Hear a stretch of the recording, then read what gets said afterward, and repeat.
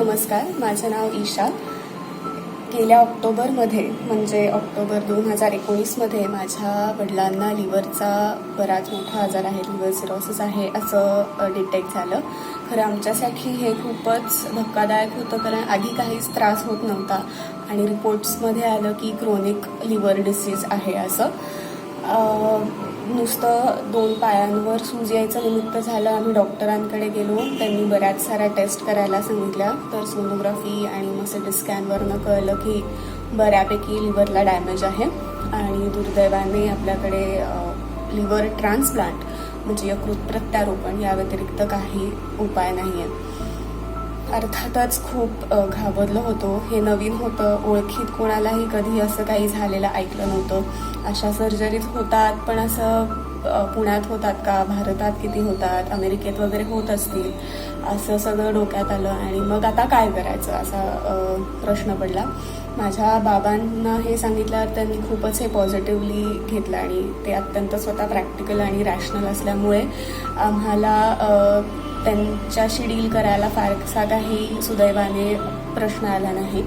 मग हे कळल्यावर आम्ही दीनानाथ मंगेशकर हॉस्पिटलमधले डॉक्टर निनाद देशमुख जे लिव्हर ट्रान्सप्लांट सर्जन आहेत त्यांच्याकडे गेलो. आणि मला अगदी आठवत आहे की त्यांच्या केबिनमध्ये अपॉइंटमेंटच्या आधी जायच्या आधी मला सुचत नव्हतं काही करायला, त्यामुळे मी इकडे तिकडे हॉस्पिटलच्या आवारात हिंडत होते डिस्ट्रॅक्ट करायला स्वतःला. माझी आई रडत होती, म्हणजे अश्रू थांबवायचा प्रयत्न करत होती. माझी मामी आईला समजून सांगण्याचा प्रयत्न करत होती की हो ठीक आहे, नीट होईल असं. नाही, तिला सगळं गिल्ट आलेलं हे सगळं घालवण्याचा प्रयत्न करत होती. आणि एकंदरीतच टेन्स्ड आम्ही सगळेच अर्थात होतो. पण आम्ही आत गेलो केबिनमध्ये.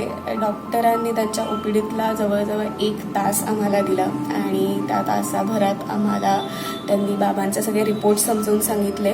रिपोर्ट्सवरनं लिव्हर डॅमेज आहे म्हणजे नक्की काय आहे हे सांगितलं. आणि अर्थातच लिव्हर ट्रान्सप्लांटची प्रोसेस काय आहे आणि ते का करावं लागणार आहे आणि ते नक्की काय असतं हे आम्हाला सांगितलं. आणि त्याचबरोबर लिव्हिंग डोनर लिव्हर ट्रान्सप्लांटबद्दल सांगितलं. म्हणजे आतापर्यंत तरी बऱ्याच जणांनी ऐकलं असतं की एखादा ब्रेन डेथ झालेला व्यक्ती आणि मग त्याच्या घरच्यांनी, त्या व्यक्तीच्या घरच्यांनी परवानगी दिली तर मग ऑर्गन डोनेट असा करता येतो. किडनी किंवा लिव्हर किंवा पॅनक्रियाज असे ऑर्गन्स डोनेट करता येतात. पण लिव्हिंग डोनर लिव्हर ट्रान्सप्लांट म्हणजे की जिवंत हेल्दी व्यक्ती, त्या पेशंटच्या शक्यतो नात्यातली आणि ब्लड ग्रुप मॅच होत असेल तर ती सुद्धा व्यक्ती आपलं अर्ध लिव्हर देऊ शकते. कारण काय, लिव्हरची काय मिरॅक्युलस पॉवर म्हणूयात की रिग्रो किंवा रिजनरेट व्हायची ही आपल्या लिव्हरमध्ये असते. त्यामुळे 50% लिव्हर जरी पेशंटला दिलं तरी ते आपलं लिव्हर पेशंटचंही आणि दिलेल्या माणसाचंही म्हणजे डोनरचं सुद्धा रिग्रो व्हायला मदत होते. आणि एक हार्डली 1.5-2 महिन्यात दोघांचेही लिव्हर 100% रिग्रो होतात. तर हे कळल्यावर आम्हाला बराचसा दिलासा मिळाला. कारण काय, कॅडॅव्हरिक म्हणजे ब्रेन डेथ झालेल्या व्यक्तीचं म्हणजे त्या व्यक्तीचं लिव्हर कधी मिळेल ती अनसर्टनिटी खूपच असते आणि त्याची वेटिंग लिस्ट असते. तुमचं नाव पहिलं असेल तर त्यातल्या त्यात ठीक आहे, पण तुमच्या पुढे आधी बरीच नावं असतील तर अनसर्टनिटी अजूनच वाढते. आपला नंबर कधी येईल हे सांगता येत नाही. म्हणजे आम्हाला हॉस्पिटलमधल्या सोशल वर्कर्सनी हेच सांगितलेलं की नंबर कधीही लागू शकतो. 1 महिन्यात लागेल, 1 आठवड्यात लागेल, नाहीतर 1 वर्ष पण लागू शकतं किंवा 2 वर्ष लागू शकतात. त्याचं काही शाश्वती कोणालाच देता येत नाही, ना डॉक्टरांना ना इतर कोणाला. त्यामुळे ही अनसर्टनिटी बरीच असते. तर त्यामुळे तेव्हा आम्ही लिव्हिंग डोनर लिव्हर ट्रान्सप्लांटचा विचार करायला लागलो. आणि म्हणजे अर्थातच हे ऐकल्यावर आई पण माझी घाबरली होती की म्हणजे आधीच तिला टेन्शन की माझ्या वडिलांना जे एवढी मोठी सर्जरी करायची आहे आणि त्यातून माझी बहीण, माझा एक मामे भाऊ आणि मी असे आम्ही तिघही कॅन्डिडेट्स म्हणायला हरकत नाही की तयार होतो यासाठी. आणि आमचे ब्लड ग्रुप्स पण मॅच होत होते. तर त्यामुळे नकार सुरुवातीला होता. पण सगळ्या गोष्टी कायदेशीर बाबीसुद्धा सगळ्या ऐकल्यावर मला असं वाटलं की मीच खरं तर योग्य उमेदवार आहे यासाठी, आणि त्यामुळे मी तयार झाले ह्या सर्जरीसाठी. मग मी तयार झाल्यावर डॉक्टरांनी आणि हॉस्पिटलमधल्या बाकीच्या स्टाफनी आम्हाला सगळी प्रोसेस समजावून सांगितली की काय काय असतं, कुठल्या कुठल्या टेस्ट कराव्या लागतात. डॉक्टरांनी साधारण या सगळ्या प्रोसेसमध्ये 5 ते 10 वेळेला आम्हाला सांगितलं असेल की डोनरची काहीच काळजी करू नका, डोनर ही आमची टॉपमोस्ट प्रायोरिटी असते आणि एका फॅमिली मेंबरप्रमाणे किंवा म्हणजे ती पेशंट नसणार आहे, ती आमच्या ट्रीटमेंटचा भाग असणार आहे, टीमचा भाग असणार आहे. तर त्यामुळे तिची पूर्णपणे काळजी आमच्याकडनं अर्थातच घेतली जाईल असं सतत आम्हाला सांगितलं गेलं. याने आमची थोडी काळजी कमी व्हायला मदत झाली. आणि त्याचबरोबर हॉस्पिटलमधले या आधी ज्यांच्या या सर्जरीज झालेल्या आहेत, लिव्हिंग डोनर लिव्हर ट्रान्सप्लांट किंवा साधं ट्रान्सप्लांट, या काही पेशंटशी आम्हाला कॉन्टॅक्ट्स दिले आणि आम्ही त्यांच्याशी बोललो. तर या सगळ्यांशी बोलल्यानंतर आमची जी भीती होती ती हळूहळू कमी होऊन थोडंसं बळ आमच्यात येत गेलं आणि आत्मविश्वास अर्थातच वाढत गेला. एक आम्ही खूप छान ताईला भेटले की म्हणजे करेजियस म्हणेन मी फारच, की जिनी तिचं दुसरं बाळ 6 महिन्याचं असताना तिच्या मिस्टरांना लिव्हर दिलेलं. त्यांची सगळी स्टोरी ऐकल्यावर फारच बळ मिळालं आम्हाला सगळ्यांनाच. किंवा सौ कल्पना जावडेकर यांना भेटले, त्यांनी एक लिव्हिंग डोनर लिव्हर ट्रान्सप्लांटवर पुस्तकसुद्धा लिहिलेलं आहे. ते पुस्तक घेतलं आणि ते वाचलं. ते वाचल्यावर सुद्धा असं लक्षात आलं की प्रत्येकाची स्टोरी वेगवेगळी आहे. पण या सगळ्या लोकांना भेटल्यावर असं वाटलं की बरेच जण अशा प्रकारच्या म्हणजे यातून गेलेले आहेत. आपण फार काही वेगळं किंवा मोठं असं करत नाही आहोत. त्यामुळे या सर्वांशीच बोलल्यावर बराच धीर आला आणि बळ मिळत गेला आणि आत्मविश्वास मिळत गेला. आणि सगळ्यांकडनंच एकूण असं कळलं की डॉक्टरांवर, त्यांच्या टीमवर, हॉस्पिटलवर म्हणजे अगदी विश्वास ठेवला तर म्हणजे तो विश्वास ठेवावाच लागतो. आणि तो या सगळ्या प्रोसेसमध्ये अगदी आम्ही शेवटपर्यंत डोळे झाकूनच विश्वास ठेवला. म्हणजे मी तर म्हटलं की बाबांनी आणि मी तर सरेंडर केलेलं आहे टीमच्या, की ते करतील ते सगळं योग्यच करतील. त्यामुळे हा निर्णय घ्यायला सुरुवातीला जर अवघड गेला असेल तर तो निर्णय आपला योग्य आहे हे हळूहळू पटत गेलं आणि एका प्रकारची शाश्वती मिळत गेली आणि धास्ती कमी होत गेली.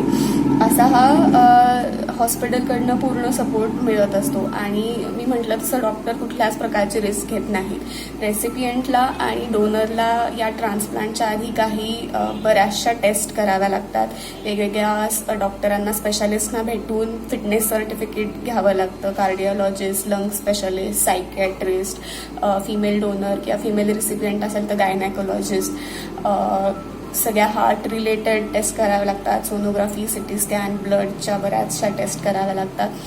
आणि इथून सगळा ग्रीन सिग्नल मिळाल्यावर या सगळ्या टेस्ट नॉर्मल आल्याशिवाय डॉक्टर हो म्हणतच नाही. तर माझ्या बाबतीत असं आलं की बऱ्यापैकी सगळे रिपोर्ट सगळे व्यवस्थित आणि नॉर्मल होते. तर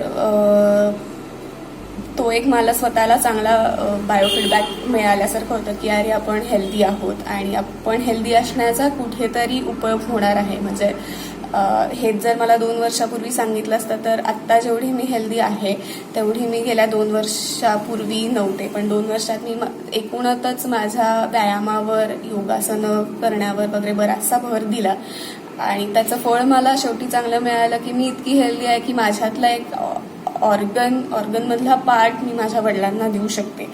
हा एक खूप चांगला पॉझिटिव्ह फीडबॅक मला मिळाला. म्हणजे आपण हेल्दी राहणं हे आपल्या स्वतःसाठी, आपण आजारापासून दूर राहण्यासाठी तर असतंच. पण दुर्दैवाने अशी काही गोष्ट आपल्या घरात घडली तर अशाने आपल्या जवळच्या व्यक्तीचा जीव वाचवायला सुद्धा मदत होऊ शकते. हे खूप मला चांगलं यातून शिकायला मिळालं. तर या सगळ्या टेस्ट करत असताना एका टेस्टमध्ये माझी बॅक्टेरियल ग्रोथ येत होती. असिम्प्टोमॅटिक होतं पण तरी डॉक्टरांनी ती टेस्ट परत करायला सांगितली. तरी बॅक्टेरियल ग्रोथ येत होती. त्यामुळे मग 5 दिवसांचं औषध दिलं. सिम्प्टोमॅटिक होती, त्यामुळे आम्हाला असं होतं की काही सिम्पटम्स नाही आहेत तर मग आपण पुढे जायला हरकत नाही वगैरे. पण तरी ती रिस्क अजिबात डॉक्टरांनी घेतली नाहीत आणि रिपोर्ट्समध्ये नो बॅक्टेरियल ग्रोथ असं आल्याशिवाय त्यांनी आम्हाला सर्जरीसाठीची तारीख दिली नव्हती. तर दोघांचंही सगळे टेस्ट शेवटपर्यंत व्यवस्थित येईपर्यंत डॉक्टर थांबतात, अशी आधीची कुठलीही रिस्क घेत नाहीत. आणि अजून एक लिव्हिंग डोनर ट्रान्सप्लांटचा म्हणजे ॲडव्हान्टेज असा की हे योग्य वेळेत करता येतं. म्हणजे रिसिपियंटची हेल्थ जास्त डिट्युरिएट होण्याच्या आत, जेव्हा रिसिपियंटची हेल्थसुद्धा या सर्जरीसाठी तयार असते, बाकीचे ऑर्गन्स व्यवस्थित असतात, तोवर हे करण्यात अर्थ असतो. तर त्यामुळे आपल्या हातात असतं की आपण कधीही सर्जरी करू शकतो असं. तर त्यामुळे डॉक्टरांनी सांगितलं की ही योग्य वेळ आहे आत्ता करण्याची. म्हणजे आत्ता केलं तर मग पुढचे कॉम्प्लिकेशन्स कमी होतील आणि रिकव्हरीला मदत होईल.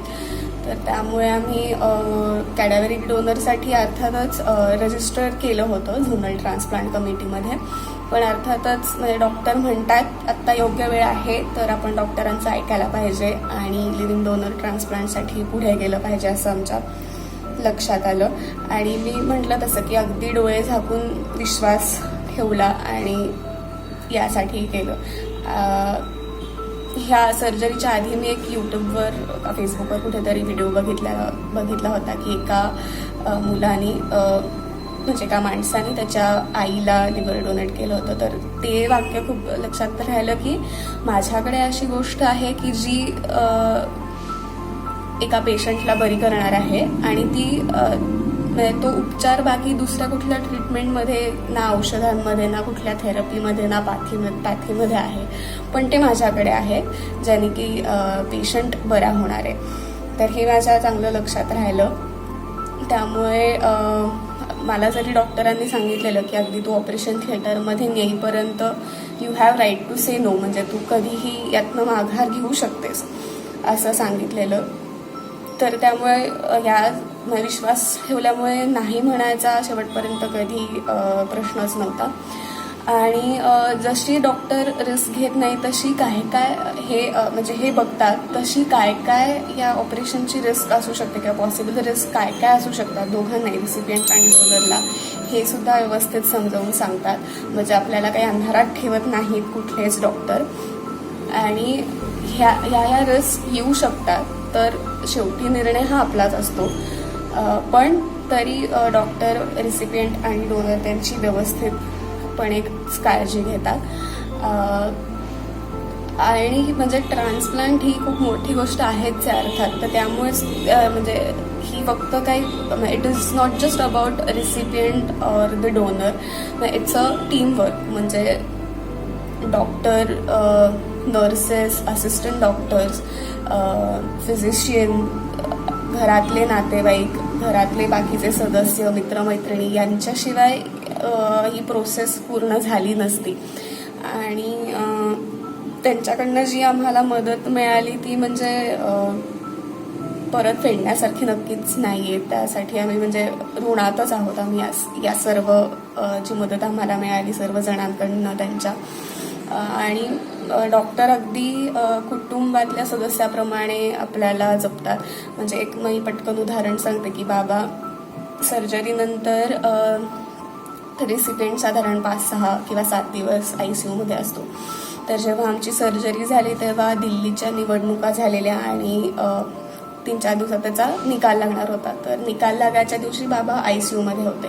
ICUमध्ये बाकीच्या नातेवाईकांना वगैरे येण्यास परवानगी नसते, त्यामुळे नर्सेस आणि डॉक्टर्स येऊन चेकअप करून जातात त्यांच्या वेळेला. तर त्या दिवशी निकाल होता दिल्लीच्या निवडणुकांचा. तर बाबांनी असिस्टंट डॉक्टर आहेत डॉक्टर सविता, त्यांना विचारलं की काय झालं, निकाल काही कळलं का तुम्हाला? तर त्या म्हणल्या नाही, मी तर काही बातम्या पाहिलेल्या नाही आहेत अजून. तर मग त्यांनी काय चेकअप केलं आणि मग त्यांच्या पुढच्या व्हिजिट्सला गेल्या. आणि मग पुढच्या व्हिजिटला एका पेशंटच्या रूममध्ये गेल्यावर त्यांनी TV बघितला. TV1 न्यूज चॅनलवर दिल्लीचे सगळे अपडेट्स बघितले आणि मग खालती ICUमध्ये फोन करून सांगितलं की हां मिस्टर कान्हेर यांना असा निरोप द्या की हे घडलंय दिल्लीच्या निवडणुकांमध्ये. तर हे खूप छान वाटलं. आणि म्हणजे डॉक्टरांचं काम असतं की येणं, ड्रेसिंग करणं, चेकअप करणं, औषधं देणं, पण याच्या पलीकडे जाऊन एक माणूस म्हणून ते पेशंटला बघतात, हे जास्त आवडलं मला. आणि ओव्हरऑलच पेशंट सेंट्रिक जास्तीत जास्त ट्रीटमेंट आम्हाला वाटली. बाबांप्रमाणेच माझ्या ज्या सर्जन आहेत डॉक्टर वृषाली पाटील, त्यांनी पण मला व्यवस्थित ट्रेन केलंच असं म्हणेन, कारण माझ्यासारख्या आळशी मुलीला त्यांच्यासारखी स्ट्रिक्ट आणि प्रेमळ अशा डॉक्टर मिळाल्या होत्या, ते मला खूप छान वाटलं. त्यामुळे दोघेही म्हणजे डॉक्टर निनाद देशमुख आणि डॉक्टर वृषाली पाटील सुद्धा औषधं कमी आणि बाकी लाईफस्टाईल किंवा फूड किंवा एक्सरसाइजमधनं जास्तीत जास्त किती रिकव्हरी आणि किती मदत होती पेशंटला याकडेच भर असतो. डॉक्टर सचिन पळणिटकर जे ट्रान्सप्लांट फिजिशियन आहेत, त्यांनी सुद्धा वेळोवेळी आमच्या शंका सतत दूर केल्या, सतत प्रोत्साहन देत गेले. अशी खूप चांगली मदत आणि चांगली टीम आम्हाला हॉस्पिटलमध्ये मिळाली. त्यामुळे त्यांच्याशिवाय हे अर्थातच शक्य नव्हतं. तर हा म्हणजे अवघड होता प्रसंग, पण यातनं बरंचसं शिकायला मिळालं. मी माझ्या म्हणजे कम्फर्ट झोनच्या पलीकडे गेले. कधी मला वाटलं नव्हतं की इतका मोठा डिसिजन मी घेईन, पण तो या सर्व गोष्टींमुळे मला त्याचं बळ मिळालं. आणि नाऊ आय एम ग्लॅड की मला हे करता आलं. आणि हा डिसिजन असा असतो की आउटपुट काही येऊ देत, या डिसिजनचं रिग्रेट तुम्हाला कधीच होऊ शकत नाही, एवढं मला नक्कीच निश्चित वाटतं. म्हणजे मला नाही वाटत आज जगभरातल्या डोनर्सना कधी असा रिग्रेट झाला असेल की अरे आपण हे उगाच केलं. त्यामुळे ही अर्थातच चांगली गोष्ट आहे केलेली. आणि कॅडॅव्हरिक लिव्हर ट्रान्सप्लांटसाठी वाट बघण्यापेक्षा आणि त्या अनसर्टनिटीमध्ये राहण्यापेक्षा म्हणजे ज्यांना शक्य असेल त्यांनी लिव्हिंग डोनर लिव्हर ट्रान्सप्लांटचाच विचार नक्की करावा, असं मला नक्की सर्वांना सांगावं असं वाटतं. एवढंच बोलते. बाकी स्टे फिट, स्टे हेल्दी.